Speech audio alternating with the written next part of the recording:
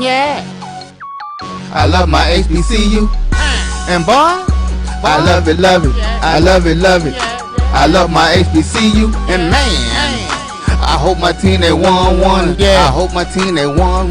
Yeah. Man, I hope my team they won. I hope my team they won. Yeah. I tune into the HBCU Sports Lab to see if my team won or lost. If they lost, I'm quiet as a mouse. But if they won, keep tab. I'ma do the dab, yeah. Dr. Cavil, he know what he be talking about. Mike and Charles, they know what they be talking about. They compress the analytic data with your hip hop. If you know them like I know them, they gon' tell you if your team, if they won or lost, and who the ball. So listen to Professor, yes sir, and pay attention, cause he gon' teach a lesson. This is Dr. Cavil inside the HBCU Sports Lab with Mike Washington, Charles Bishop, A.D. Drew, Joshua Sims Sr., and B.J. Jones. As you know, several individuals are out on assignment. They literally were out on assignment covering games and couldn't quite get it done. Charles, credit to him, he's getting extra bonus points. He was covering it and he's on. Extra credit goes to A.D. Drew. He's on the road covering games, covering more games, writing up things, and he's still on. Shout out to these gentlemen. Shout out also goes in terms of the cigars. Charles Bishop, here's your cigar. No doubt. Way to go on the road and get a tough victory. Yeah. Brian and AD. Brian is behind the scene doing production. His FAMU Rattlers, shout out to Roy, went on the road, got it done. Tough contest, but second half, they pull away and get it done.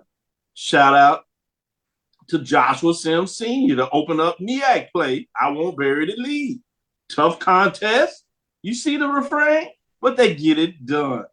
That's what championship caliber teams do.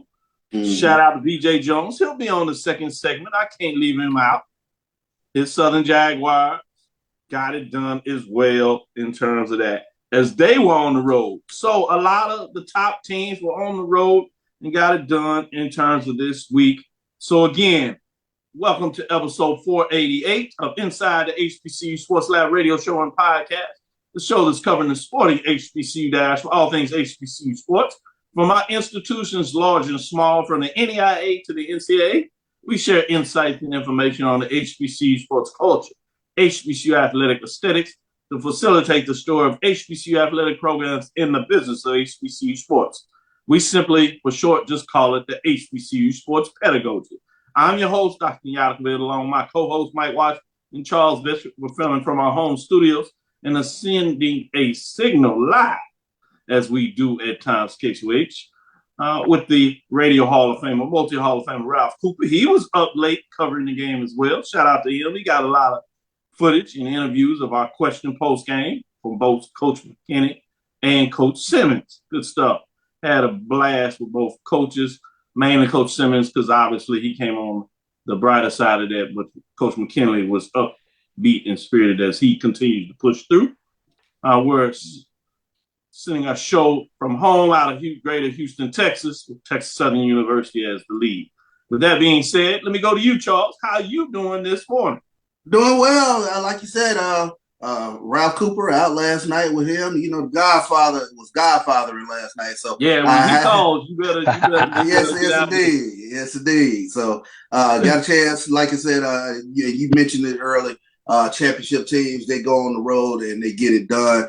We had a great opportunity last night to catch FAMU Rattlers in town, taking on Texas Southern. Good ball game. But like you said, championship teams, that's what they do. They go on the road and they make it happen.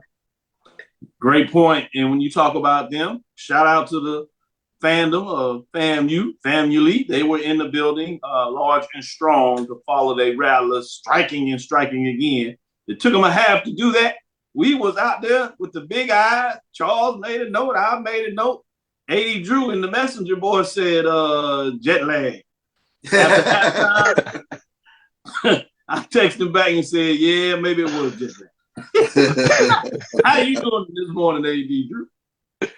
Doing fine, fellas, doing fine. You know, this week at the FCS level, everybody went chalk and y'all missed it because all of the drama this past weekend was at the Division II level when it comes to our HBCU games, with a couple of dramatic victories, close calls, and an upset or two. Everything was at the while everybody SWAC, BIAC, independent went chalk this week.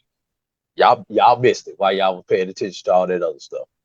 I stuck an eye on it. You know, I try to catch it all, and you're absolutely right. And great lead in. But before we have our lead in, we'll talk about the top 7 rankings. And as you said, at the major division level, it went chalk. No one lost. We have 2 out of the mid-major that went tumbling down the track, if that's what you would want to refer to this week. But with that being said, we wanted to show some love to Jeremy Musa. Charles got a great interview. Jeremy Musa was 17 of 32, 180 yards, 2 touchdowns. Didn't have the interception, but he also rushed 4 for 15 and got in the end zone rushing as well. So he was a big proponent of the quote-unquote comeback victory. With that being said, let's get into that video right now.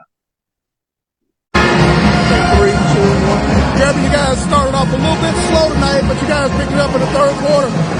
Big touchdown right before halftime. How much did that turn the momentum?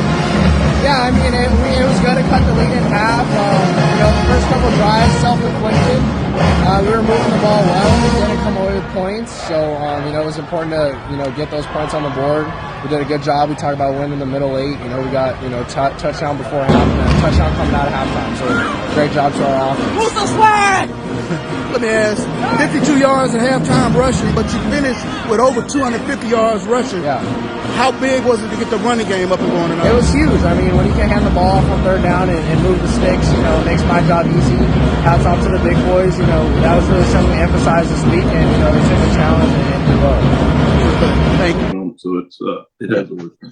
Dr. Cavill's inside the HBCU Sports Lab. Great job, Charles. Appreciate that. You just quickly, in terms of what were your thoughts on Jeremy Musa, a great interview you did there, live shot. We appreciate that. Show some love for the family Rattlers. No doubt.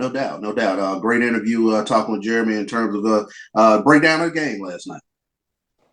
Good stuff. With that being said, let me get into these major division games, and then we'll come back to the lead that AD Drew talked about of chaos, or at least near upsets and some upsets in the mid-major division where they were having all the fun. But in the major division at number 7, Alcorn State Braves defeated Arkansas at Pine Bluff. UAPB Golden Lions 31-7. It was close as for the first score for homecoming went to the Golden Lions, but not much after that. With that being said, as we talk about my neighbor, Mr. Dennis, I heard him up early this morning, moving around. So shout out to him. I got a chance to speak to him before we came on the show. He's feeling pretty good about his Braves, and I can tell you can report his lawn will look good this morning. He already have signs out there, stay off my grass, it's green. He's trying to get it ready. So shout out to him as he gets going with some big matchups in the next couple of weeks for the Braves. At number 6, Alabama A&M Bulldogs did not play, and so they stay at 4-3, 2-2. For the Alcorn State Braves, they improved to 4-3, 3-1. So they're now tied with the Prairie View and Panthers that are also 3-1.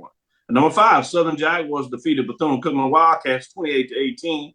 Back and forth close matchups, but Southern Jaguars go on the road and get it done.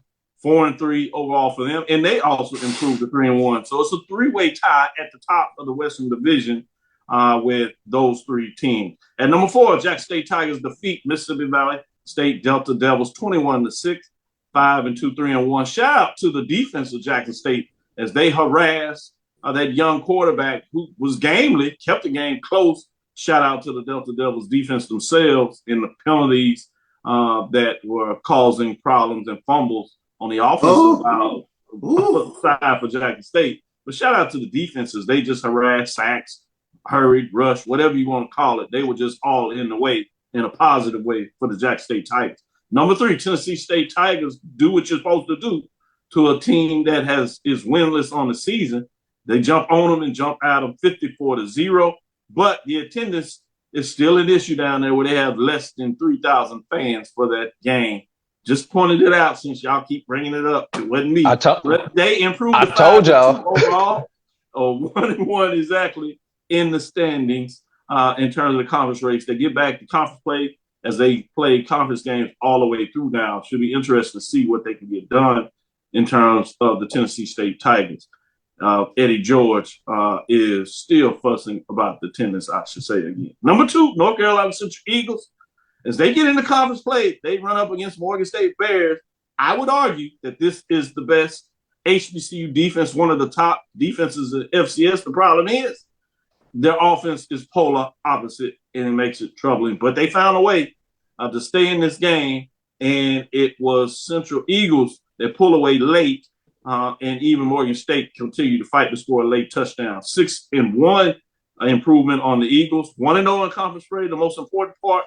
And they keep on moving. At number 1, Florida and the Rattlers go down 14-0, get a late touchdown, 58 yards with less than a minute left to trim the lead. They get the ball coming out of the locker room, score, and it's 14-14 before you know it. They move going away 31-21, 6-1, 5-0 on the season. At the mid-major level, you have at number 7, Edward Waters Tigers defeat as they continue to surprise the world. They defeat Albany State Golden Rams 31-27, close contest, great one. That SIAC, boy, it is going to be fun down the stretch. It actually has been great the last couple of weeks, I should say.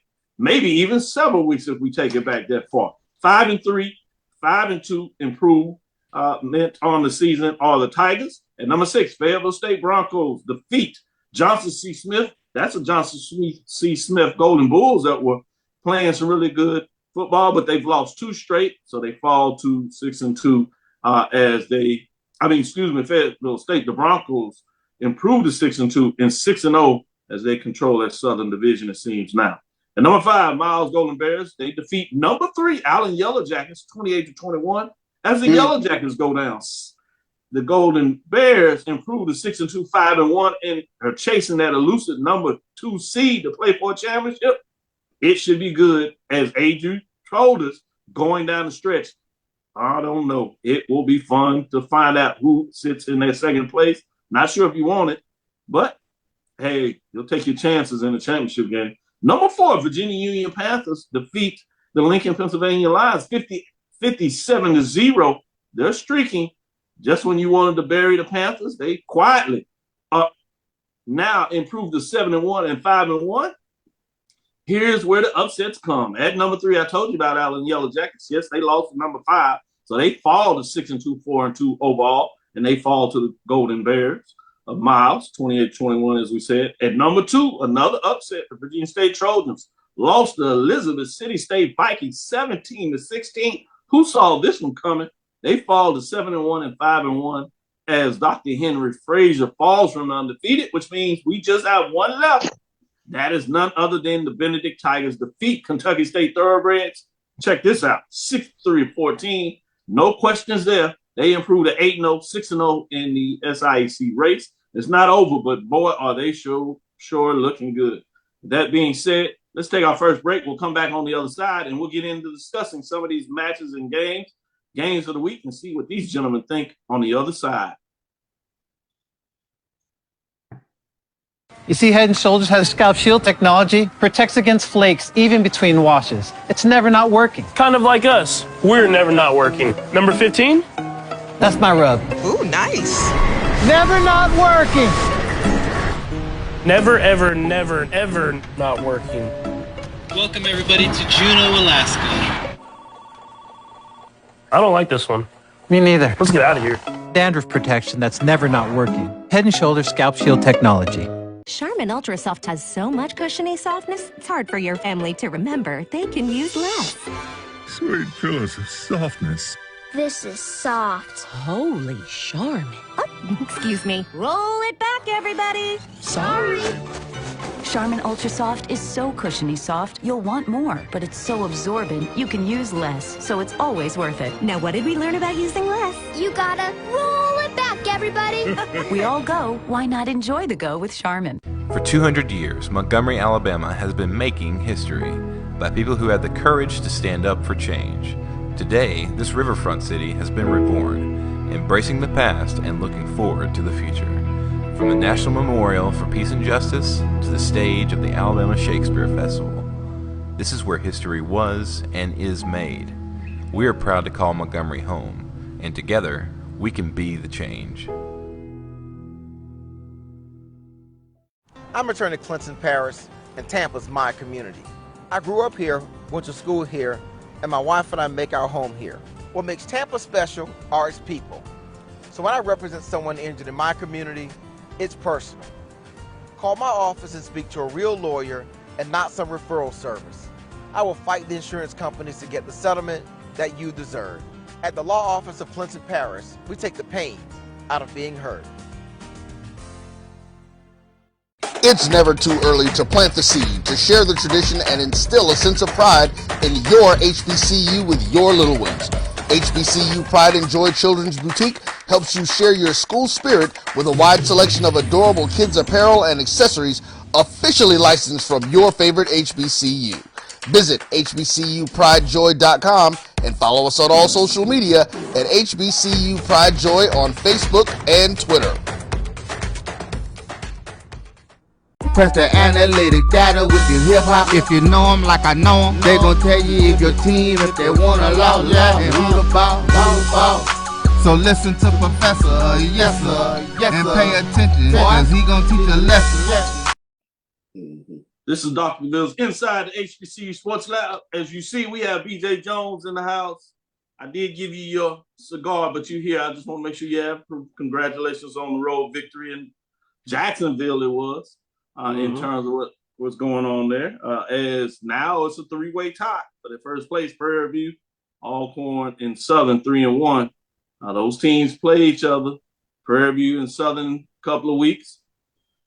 Should be interesting. In a couple of weeks, we also have Alcorn and Southern, which will be just as good. So a couple of more games in the way before that, and they may get interesting. We'll see. But going down the stretch for the Western Division should be intriguing. Looks like all but the East is wrapped up, but we don't want to take too much. This next weekend will tell us the story in that, and we'll talk about that in the last segment, kind of get your eyes on some matchups that you want to keep your eyes on and why. With that being said, let's get into our mid-major classic game of the week. First one here, Jacksonville, Florida, Breast Cancer Awareness Day, game color, pink.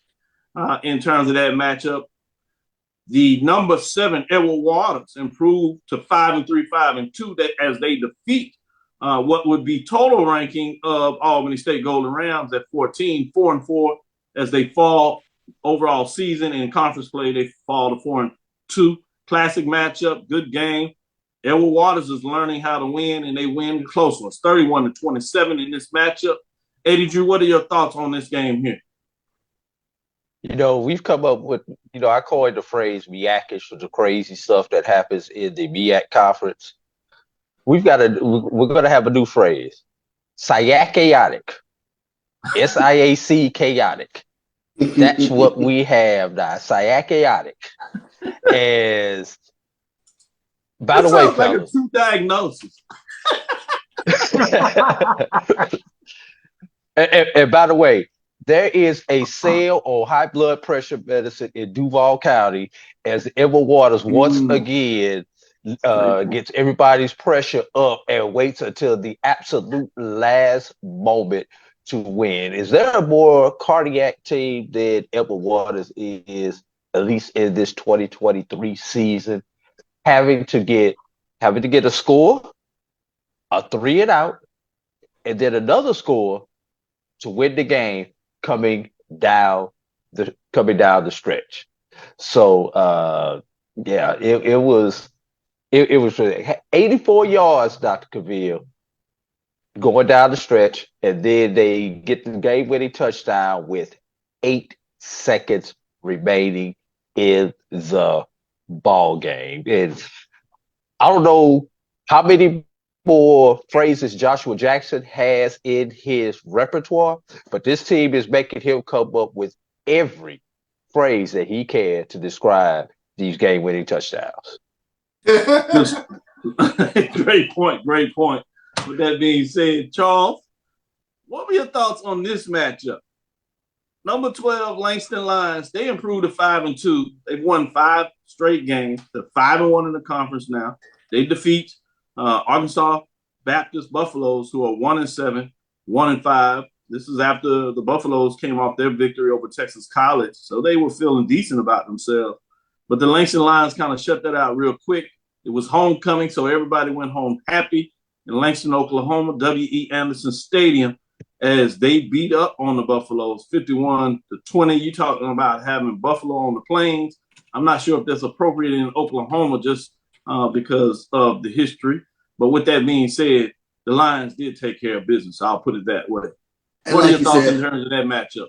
Like you said, Dr. Bill, everybody went home happy. Anytime you put a 50 spot up on the team, and like you said, all that good stuff that they were feeling coming into their game, well, that's done now. 51 points, a great job by Langston's homecoming victory. You can't say enough about that in terms of what they were able to get done. And they should be able to slide on up in your mid-major poll this week. Let's see where they pop in. I'm interested in that. And as you said, we'll won't bury the lead. We'll get into that in the major division games. But early in that Tennessee State, as the mics were really working well, and I guess that's because of the attendance thing at Tennessee State. Somebody's like, come on, Tigers, put up the 50 spot. I will say this, they did answer the call, so another team put up that 50 spot. With that being said, let me go to this next matchup and go back to you, Drew, in terms of Fayetteville State. You're going to have to do Joshua's type honors as he is in traveling. Fayetteville, North Carolina, Luther Nick Gerald Stadium. It's a homecoming affair as well. You have number 6, Fayetteville State Broncos, 6-2, 6-0. They defeat number 8, Johnson Smith Golden Bulls, who fall to 5-3, 4-2. 14-7. You talking about a team that finds a way to win. They win close, and they'll play it close to the best, but they don't care because they find the W. Talk about this matchup, Drew. Well, you took my lead. They find a way to win. It's not pretty, but they found a way to win. And I mentioned this to Brian last week on the BCSN SportsWrap when we were doing our picks contest. Until someone in the South shows me that they can beat Fayetteville State, then I am going to lean on the Broncos. They are the king of the hill in the South. And until somebody shows me that he can be the home or away, home away or neutral, I don't care where it is. They are the team that's going to come out and be in that championship game once again. So, but here's the thing. Johnson C. outgained Fayetteville 192-114 on the ground. Fayetteville State did win the turnover battle, though. So it's just ugly. It is truly ugly how this game occurred. But once again, we'll see the Broncos in Salem, Virginia in about 3 weeks. Good stuff, Drew. Perfectly said when you talk about, hey, we just find a way to get it done. And they coming out to Fayetteville State is not new. So until somebody else proves it, why pick against it? It certainly should be the safe bet. With that being said, talking about safe bets, we're going to go to Electric Homecoming, which is always a safe bet when you talk about Fairfield, Alabama. Sloan Alumni Stadium. It was an intriguing one, at least a great matchup. There's something about the Golden Bears. They know how to entertain as the Bears get it done this time at home. The number 5 Miles Golden Bears improved to 6-2, 5-1, and they defeat the red hot number 3 Allen Yellow Jackets 6-2, 4-2. They fall on the road, obviously, 28-21 in terms of this matchup. I'm going to go to UBJ to talk about the whole game, but I'm going to go to AD Drew first because he was there in terms of breaking down the first half. Tell me what you saw in the first half, and BJ Jones, we'll see what you say in terms of the whole game. Flip that, Doc. I got the second half of the game. We'll start it off with you, BJ. My fault. Allen jumped out early. They did what you needed to do. Hey, man, Miles College homecoming. If you're watching this, man, put that on your list, man. One of the best HBCU homecomings that you will see. Hey, yes, sir. I've been there. It was. Yeah, man, it was electric yesterday. And Allen jumped on them early. It could have been 21-0, Doc. It was real close to being 21. Allen throws that screen pass and the kid cuts back inside, and the kid from Miles literally got the shoestring. If he missed, there was nothing there. And I think if that score goes to 21-0 at that particular point, we're having a different conversation today. But kudos to Miles College. You saw them claw their way back in. You saw a really heavyweight fight in that second half. But if you're Allen, if you're Coach Teddy Keaton and that bunch over there, you're thinking coulda, woulda, shoulda. They had some opportunities to put that game away before Miles College was able to get on the board and wasn't able to capitalize on that. Shout out to Coach Sam Shea and that staff at Miles College. They just keep, chugging along. And Doc, I have circled on the calendar when AD's Drew's boys come in from Macon County to Fairfield, Alabama. I think that's going to tell us who is going to face off against Benedict in the SIAC championship game here in Atlanta. So let me ask this question. If Miles sees Benedict again, if Miles sees Benedict again, could we have a different story? If Miles holds on to the ball, yes. Yeah. Good. I don't know. That's the neutral site. I'll pay to see it. I'll pay good money to see it. It says it all right there. If you pay good money to see it, I'm paying my money as well. Eddie Drew, talk and break down and analyze the second half of that matchup. I told y'all they started their game late on purpose because they had to wait till it got a little dark outside before the fireworks began. That's what happened in the second half. The fireworks began, and it began with the Miles defense. After coming out, scoring their first touchdown to open up the second half, then you saw a pick six, then you saw fumbles, then you saw everything else led by that Miles defense, either scoring or setting the offense up with a very, very, very short field in which they were able to capitalize on and get back. I mean, what was it, 35 points in the third quarter, if I recall that correctly, between the two teams? 48 of them by Miles, 7 of them by Allen. I mean, that's the whole tale. How many points did Miles score today?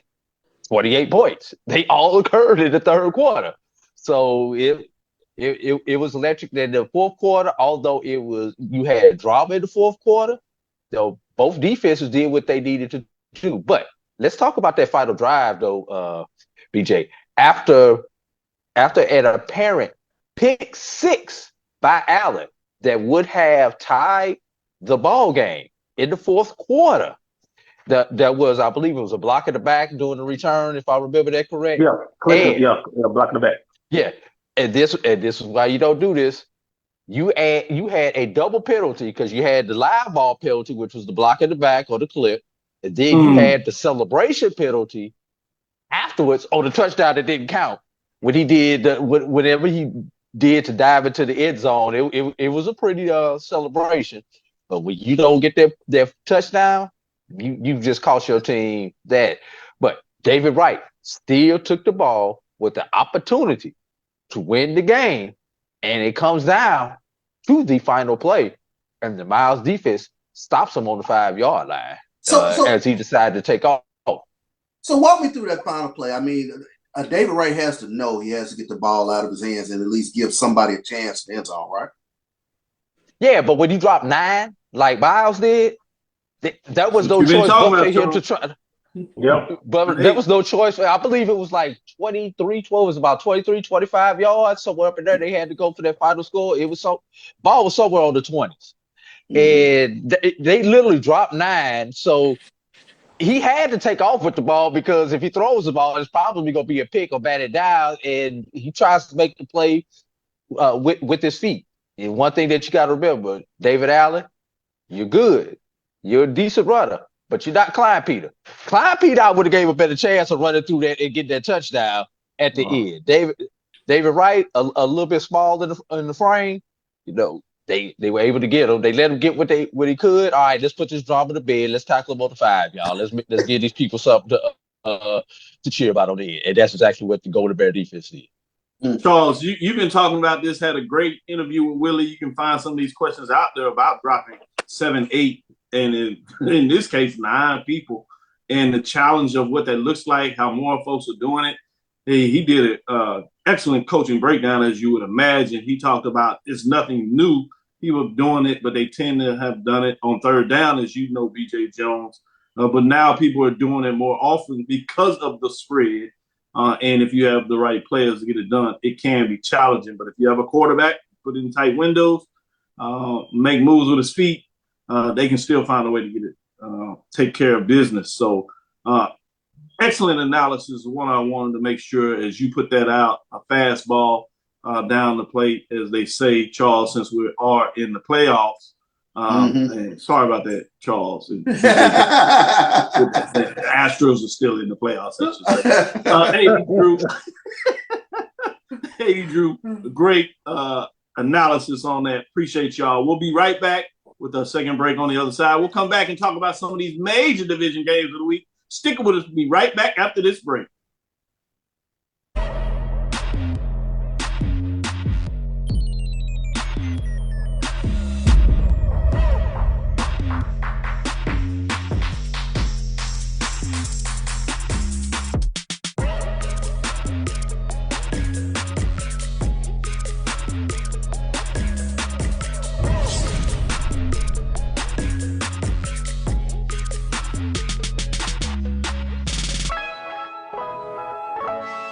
If you think all pads are exactly the same, think again. This is Always Ultra Thins reinvented with the Always Triple Protection System. This pad wicks gushes 90% faster, absorbs even more so you can feel dry, and locks odors in. Rethink your pad for up to 100% leak-free and odor-free comfort with the totally reinvented Always Ultra Thins. This is always like never before. Thank you guys for what you do for HBCU athletics. This is a fantastic avenue for all of us. This is our ESPN, so we love what you guys do. Brian, AD, Roy, all you guys at BCSN. We really appreciate what it is that you guys do for us.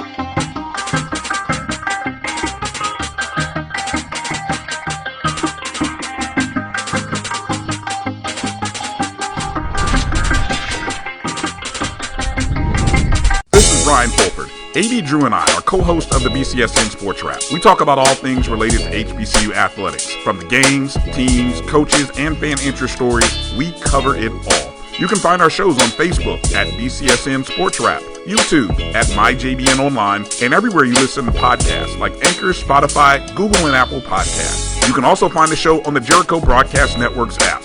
Make sure to download. We look forward to you joining the conversation and being a part of the show. From novice to aficionado, find yourself here. High quality cigars plus personal customer service. Slow Burn is Waco's only mobile cigar lounge, featuring a meticulous, curated collection of premium cigars.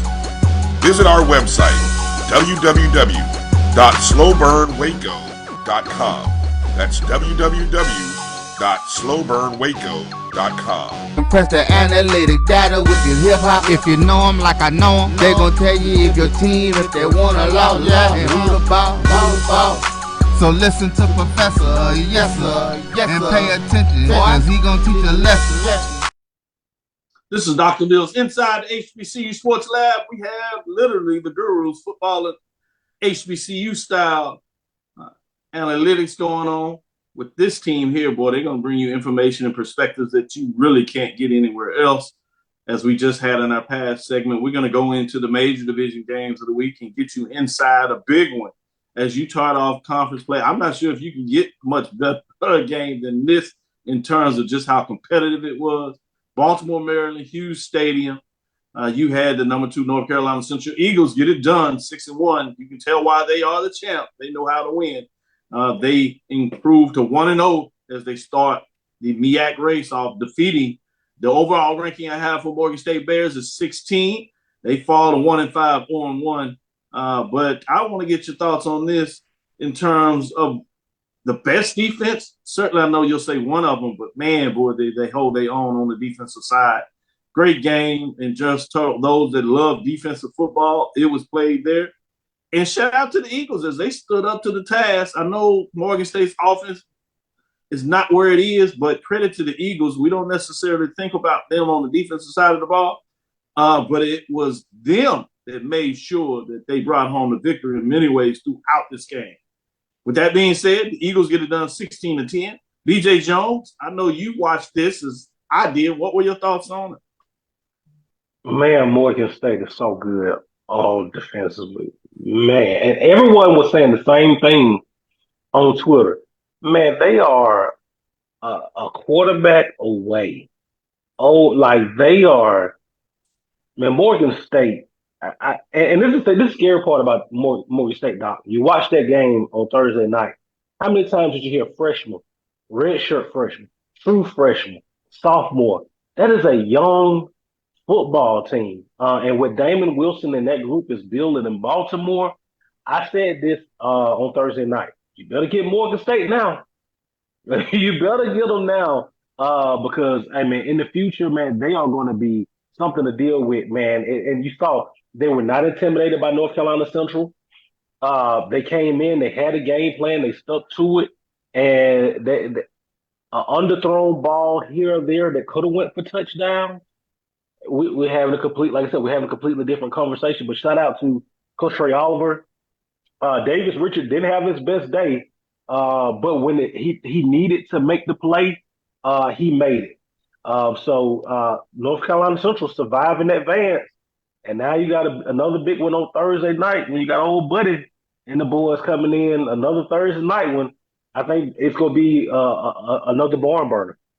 And North Carolina Central is looking to find a way to get it done against South Carolina State. That's one of the only hitches in their giddy-up the last couple of years. This is not the traditional Buddy Pugh team, but he's going to be up for it.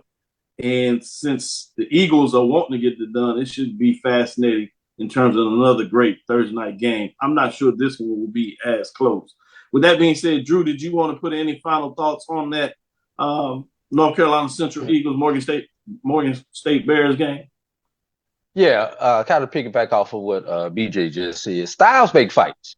And when you get into conference play, and I kind of was alluded it at this last week, you know, everything Central has done has been non-conference. But when you get into conference play where everybody knows everybody, especially in the BAC where you have to play everybody year in, year out, there could be teams that just have your number and just know your personnel better than those non-conference opponents who just getting up, if we win, fine. But if not, oh well. But this is when it counts. Morgan did what they needed to do to stay in this ball game. And BJ, does Morgan kind of remind you of where Central was about 2-3 years ago? You knew they were close, they were on the cusp, and they were just a player or two away from taking over the conference and dominating it. We saw it for a couple of years.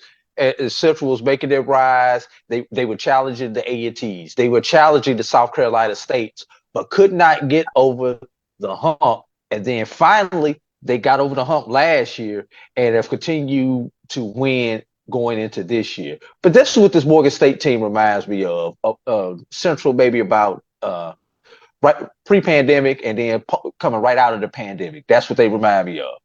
So let me ask this question. When a team, BJ, is offensively challenged, great defense, but offensively challenged, what is it that they can do to try to generate something? I mean, are you waiting on some sort of a turnover and some good luck, or what is it that you can do to drive 80 yards when you are offensively challenged? Well, usually you're not going to drive 80 yards. You got to have a big play. You got to try to bust one, or you try to manufacture points, whether it's by turnover, whether it's by special teams. You got to manufacture those points. And I'm going to tell you, it's frustrating on the defensive end to know how well you're playing and it's not turning into the W's that you want it to be. It can fragment a locker room. Go ahead. Can I throw in something on that? Go ahead. Also, something else that helps you when you're a team that's offensively challenged is a good punter. Because you may only wind up getting to say you're 40.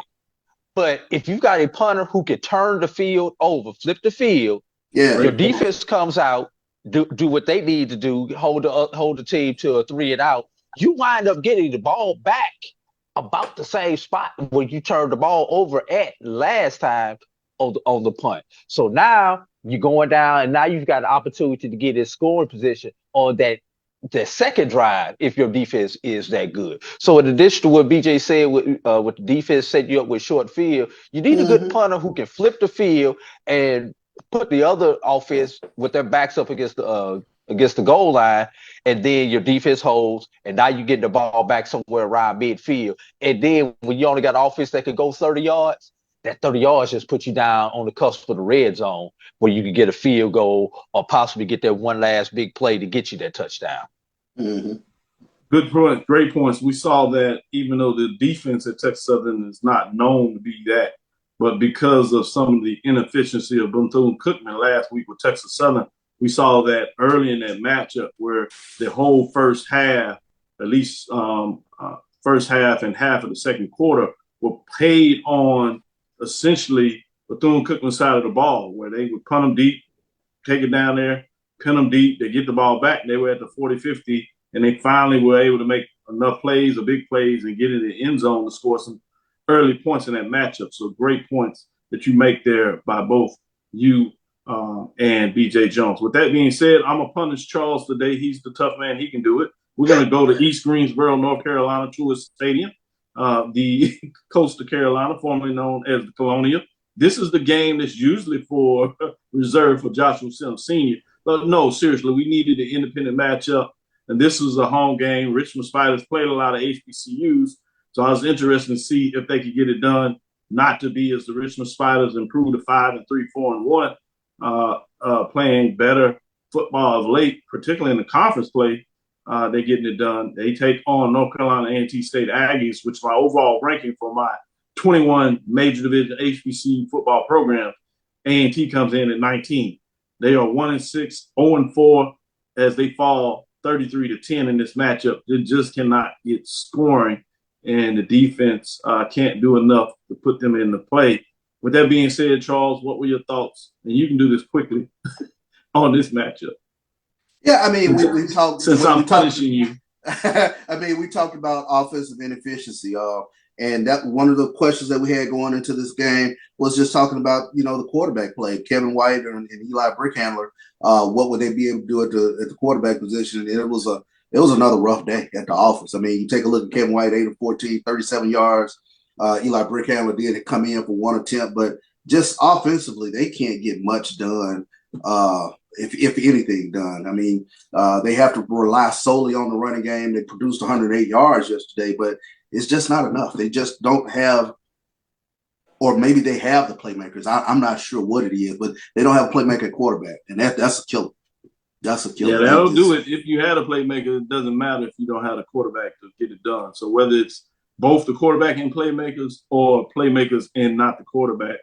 And they've tried several quarterbacks, and none of them can quite do enough outside of that victory they were able to get on the road to Norfolk State. Credit for them. Quickly, I'll get in this. Tennessee State showed them some love because they did improve to 5-2. Told you earlier, the 3-0 at home, right in the mix for the Big South. OVC gets real good the next couple of weeks is getting conference play. But they do what you're supposed to do to Lincoln, California, Oaklanders that are 0-9. 0-9 as all the games have been away. They put up 54 points, but that was before the end of the third quarter. Certainly called the dogs off. And they get out of there. But the note of this game, since this has been the talk over the couple of weeks, they had 2,727, 4% of that stadium. So not only in terms of stadium, I guess convenience to play there, but that's one that certainly could have been the whole in terms of making it a little more intimate. But it's been a challenge. The Heat was not answered by Coach as he has to bring the fans out. We'll see maybe in conference play as they continue to win the 5-2. Will that get them out there? So I just wanted to throw that in there since we didn't spend a lot of time on the Aggies. With that being said, let's go to Washington, D.C. Green Stadium, homecoming. Man, we had our ESPN crew on the call, ESPNU. Tiffany Green, Jay Skywalker, and he was honored at halftime with the last undefeated team. He's having a blast, good time. They did their Friday show there. And boy, fun was having all, but some people got nervous at Howard Bison. But to their credit, they got it done. As Norfolk State Spartans wanted to spoil the homecoming and keep the trend going for some of those folks. But number 13, Howard, improved to 3-4, and more importantly, 1-0 in the MEAC races. They defeat Norfolk State Spartans. I have them total rankings of 15. They fall to 2-5, 0-1, and it was a late score by the Bison as they trailed most of the games, and then a interception on the 1-2 yard line where Spartans couldn't quite get it in to spoil it. So yeah, it was a thriller in terms of Washington, D.C. Green Stadium for homecoming for the Bison, getting it done, 27-23. BJ Jones, what are your thoughts on this? Hey, man, I saw Dawson Odom saying pull one out for a minute. Man. Yeah, I thought he had one for a minute, man. His own tricks. Hey, man, Norfolk came out, man. They jumped on Howard early. And then this guy named Eden James. Oh, man. Man, that kid's special. Eden James, Williams, the quarterback, they came alive. And that last touchdown by Norfolk, that entire drive was a thing of beauty. I'm sorry, that last drive by Howard was absolutely a thing of beauty. To go up, and it seems like when momentum swung, it swung. It's like Norfolk couldn't do anything right. They couldn't tackle anymore. They couldn't find the open receivers anymore. It was just rough. But hey, man, it was literally the tale of, I want to say the tale of two halves, but it was really the tale of 2.5 quarters versus a quarter and a half. And Howard found a way to get it. And if you're Howard, the only thing that you want to do is survive in advance, all the way up until you get the face off against those Eagles. And they did it. So, man, shout out to Coach Larry Scott and the Bison squad. Shout out to my girl Erica and all the Bison out there. They got to win on homecoming. Anybody else want to? Yeah, shout out to the X's and O's. Yeah, behold the green. Behold the green and gold. They could not get the hold. I tell you that. I'm going to ask all of y'all this one real quick. What is it about conference play that people may not understand? And it probably seems obvious in a lot of ways. But, a top team, a number one team, literally number two team, can come in, or a team that is heavily favored for whatever reason. And you just get these games, even if they're able, to their credit, to pull it off.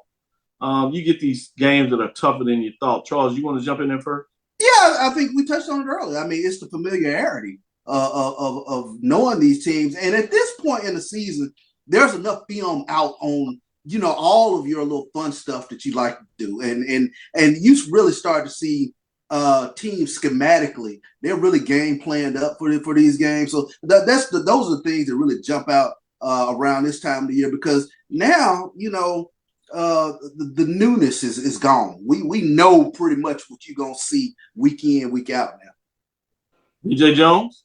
Nobody's intimidated. Everybody knows you.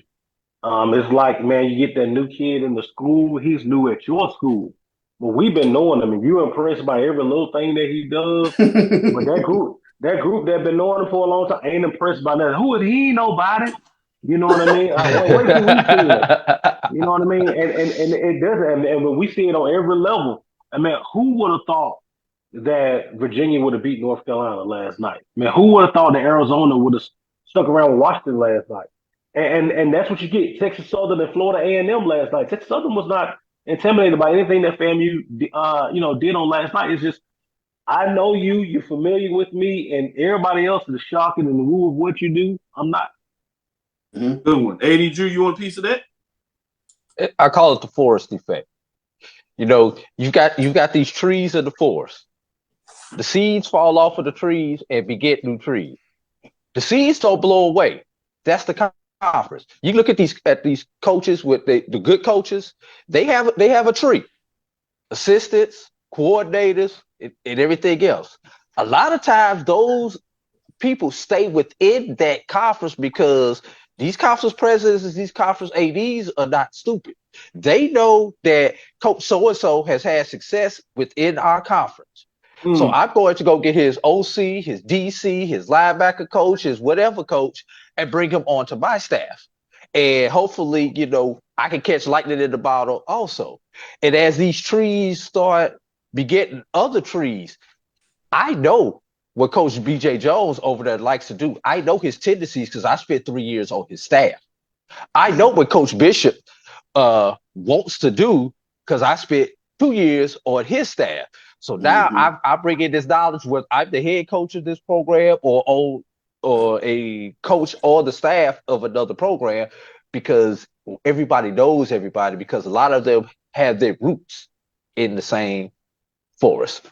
Great analysis, and that would explain why new coaches that come in the conference oftentimes may get stumped early and sometimes are not able to quite figure it out because they just don't have enough insight in truly understanding what the teams do, not necessarily because they can't get it in no football. The football in that conference is played in a certain way, and unless you have enough time to really figure it out, it can be a problem. Good stuff. Last game, we'll do this quickly, take our last break, come back and talk about some big matchups next week. With that being said, FAMU, number one FAMU Rattlers, 6-1 as they improve to 5-0 in the conference at number 12 ranked Texas Southern Tigers, 2-5, 1-3 as they fall 31-21. They jump out, as we said, 14-0, and then the Rattlers scored 31 straight points before the Tigers scored a late touchdown in that matchup to have the final score of 31-21. Charles, what are your thoughts in terms of this matchup? I mean, good teams go on the road and make things happen, and we saw it again last night. They took a couple of right crosses across the jaw early, 14-0, and Texas Southern was really dominating. I thought the line of scrimmage early. Ladarius Owens, he was running right through FAMU's defense, but that score right before halftime, I thought was the momentum changer in that game. It really turned things around. And you can't say enough about FAMU. They had only 52 yards at halftime, but they finished with over 250 yards. I think 255 yards rushing. And that was definitely one of those things that just jumps out at you. I think Jeremy Musa talked about it. But just my experience with Jackson State and FAMU really looked that part last night as Jackson State over the past 2 years. When that snowball starts happening, and that defense becomes a feeding frenzy. And you saw that happen in the second half. They really got after Jace Wilson pretty good. I think at one point, Texas Southern 5 or 6 straight punts. And it was all just FAMU like, okay, enough. You know, and it's like they took over the control of the game. So you can't say enough about FAMU last night. As we teased earlier, as I go to you, AD Drew, and get your thoughts, we teased last night as we putting out there that we had the googly eyes wide open talking about, ooh, what's going on here? This might be a shocker of the year. It was 14-0. AD Drew quickly put out and then told you, hey, man, don't worry about it. This is jet lag. And sure enough, that last play, minute left in the half, before that 58-yard touchdown reception that pulled the game to 14-17, you had held FAMU to 64 yards passing. So playing really effective on the defensive side of the ball and mixing it up. You talking about being able to get in the locker room, make some changes, and understand what's going on. Credit to Coach Simmons and his staff in terms of making those adjustments, especially after being able to get the benefit of one big play. Made it 14-7. They get the ball coming out of halftime. Before you know it, you're like, uh-oh, it's a new ball game, 14-14. And I text back and be like, maybe it was jet lag. Drew, what were your final thoughts in terms of FAMU Texas Southern game? I'm not going to take this time to break down the game, but I am going to give my brief campaign speech for those of you all with your number one votes. Smart move. My opponent is not here today, so I am going to take the high road and not talk about my opponent in a negative way because he is not here to defend himself. But I just want to point out a couple of things to you people. We played an opponent in Texas Southern that we have not faced since 2017.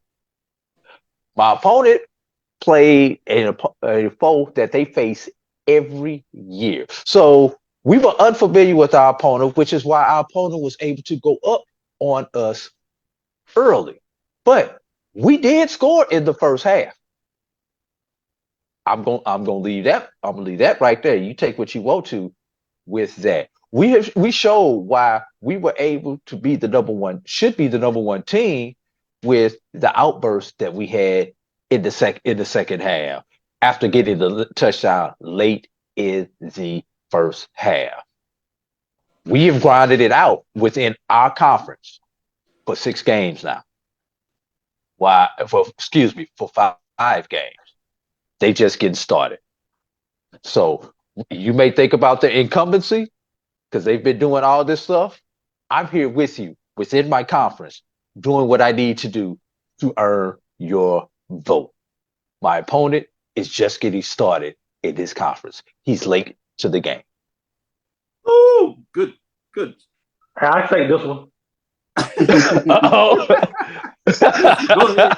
Speak before I let DJ take and get a piece of this. Let me give a shout out to my Center for Justice, as we have a tag, and you sound like in a lot of ways this Houston mayoral race. Shout out to Professor Lydia Johnson, Dr. Carla Braley, and Dr. Howard Henderson, as they keep me informed about the political scene, particularly in Greater Houston on many different levels. And boy, you sound like those folks doing their speech out there for real. With that being said, BJ Jones, what do you want to say in closing on this FAMU Texas Southern?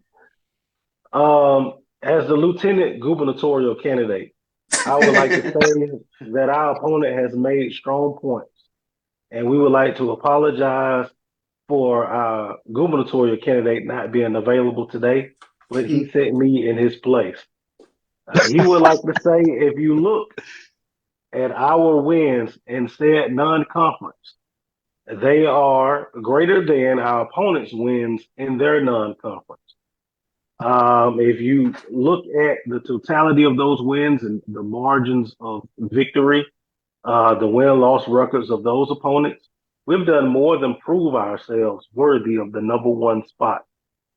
I understand that our opponent has ventured out into an unfamiliar land on yesterday and was able to remain victorious, and we applaud them for that.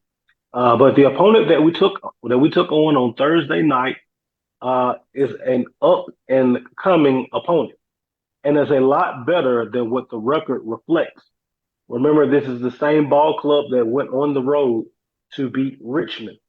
We would also argue that if there were a venue change or a change of scenery, and let's say Morgan State was in the Southwestern Athletic Conference, that their record would have looked a lot better than what it appears to be right now because of the non-conference schedule that they have played.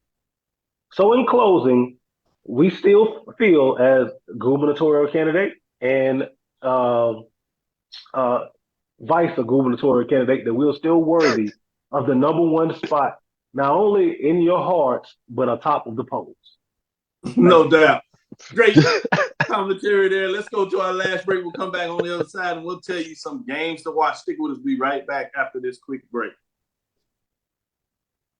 T. Madden & Associates is a sophisticated and experienced law firm located in your neighborhood. We're turning injury to cash.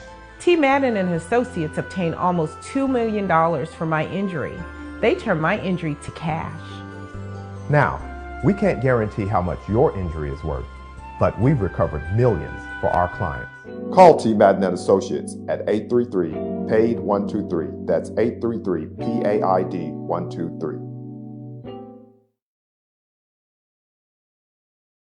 You're looking for the latest information on Southern University sports, the Southwestern Athletic Conference, and HBCU athletics. There's only one place to go. Tune in to the Carlos Brown Show, exclusively on the Black College Sports Network.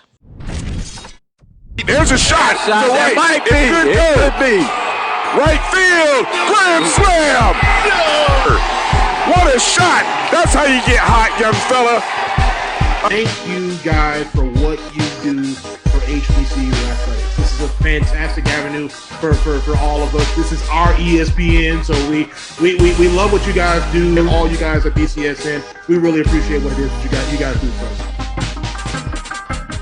You see, Head & Shoulders has scalp shield technology, protects against flakes even between washes. It's never not working. Kind of like us. We're never not working. Number 15? That's my rub. Ooh, nice. Never not working. Never, ever, never, ever not working. Welcome everybody to Juneau, Alaska. I don't like this one. Me neither. Let's get out of here.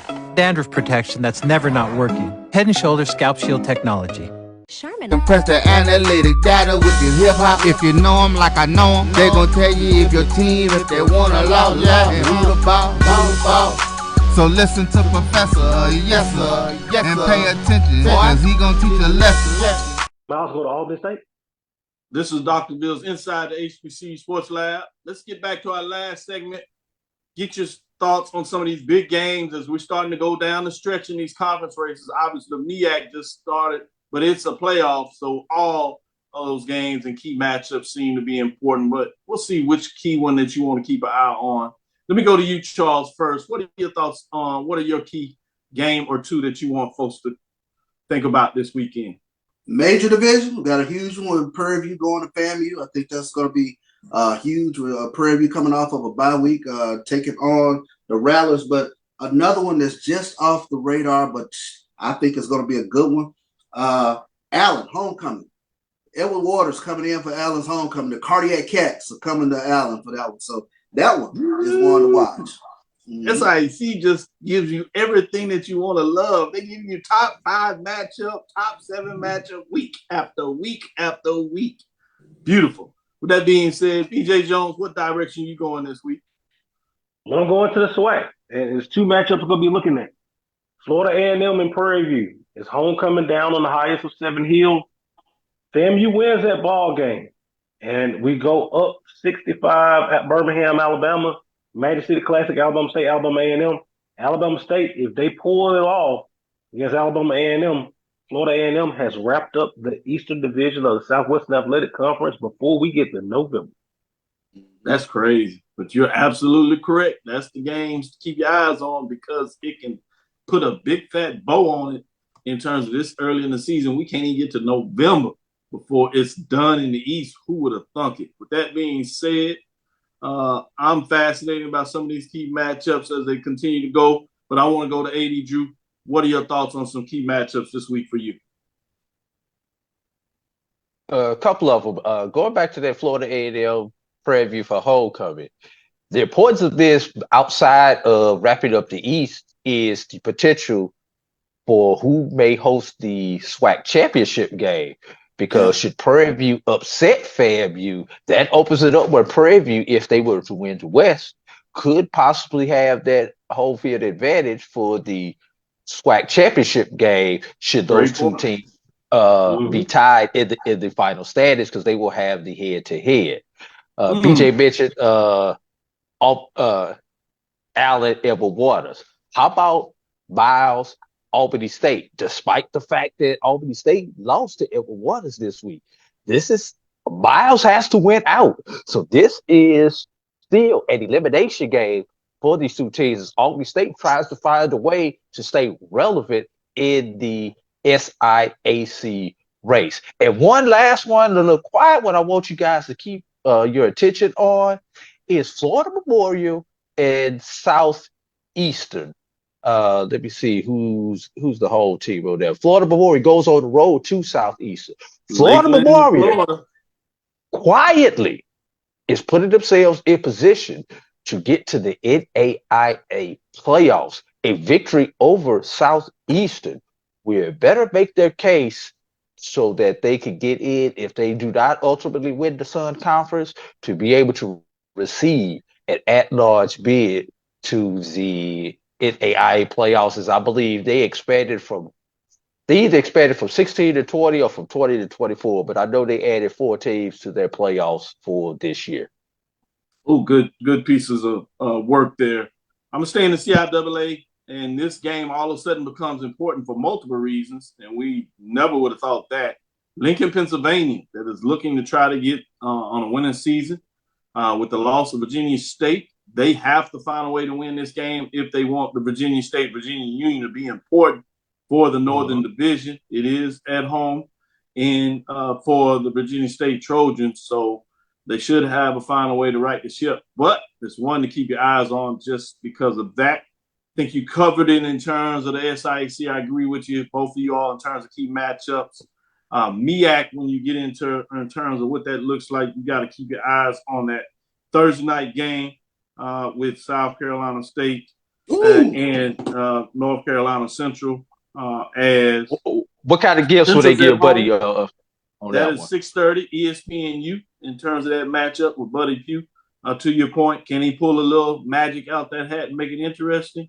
Both of them are 1-0, so this game becomes important there. Will North Carolina Central find a way to turn it on and finally dust off and get a win against old Coach Buddy Pugh? With that being said, for Oliver there. The other game that is quietly that you want to keep your eyes on in terms of the SWAC, it's not going to get a lot of attention. It's not even going to be televised. But Texas Southern going to Southern. Texas Southern has had Southern's number the last 2 years. It's been in neutral sites. This is key with Southern being at 3-1. They want to keep their eyes with the Braves and Prairie View coming to town. They have their own hopes and dreams in terms of playing for a championship solely on their shoulder if they can get those victories. They need this one first before that counts. So it'll be fascinating. Texas Southern, in their mind, are still in the race based on how things fell out last year. So they're going to keep playing. Charles, you had another one? Yeah, every coach I talked to at FAMU last night, they said to a man, Ladarius Owens is true. So that's going to be a real interesting matchup with Texas Southern going to Southern. Yeah, no doubt. That's the pin I'll put on it. That'll do it for us today. I hope you enjoyed Dr. Cavil's Inside the HBCU Sports Lab with Mike Washington and Charles Bishop. Joshua Sims Sr. said he'll be back next week. Mike will be back in the lab next week. With that being said, Charles, cover me as the wife is traveling. So it's Deuce and I. We got to make sure we get it right because I'll never be forgiven if this gets out of control and too much on the house party. So, Charles, in terms of Deuce and I, we're going to have a little fun, but we're not going to get out of trouble. At least y'all make sure y'all keep it quiet. Don't tell the missus. I know. It's 3 men in the baby week. You got the cleaning crew already hired, Dr. Cavil. Come in yes, sir. After the wild party.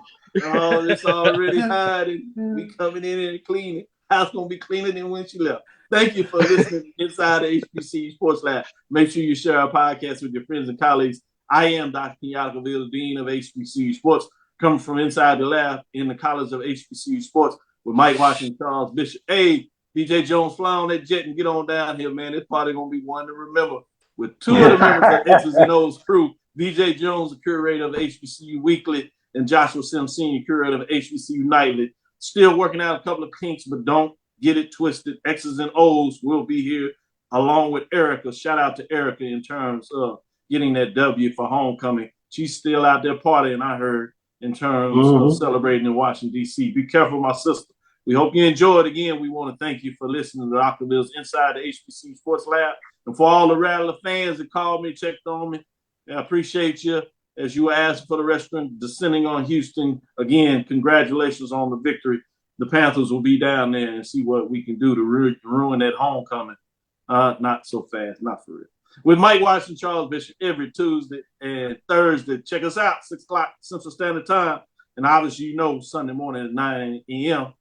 We look forward to next week as we discuss the latest in the news. Follow me, Dr. Kenyatta Cavil, DrKenyattacavil, Twitter, Facebook, and Instagram. That's DrKenyattacavil.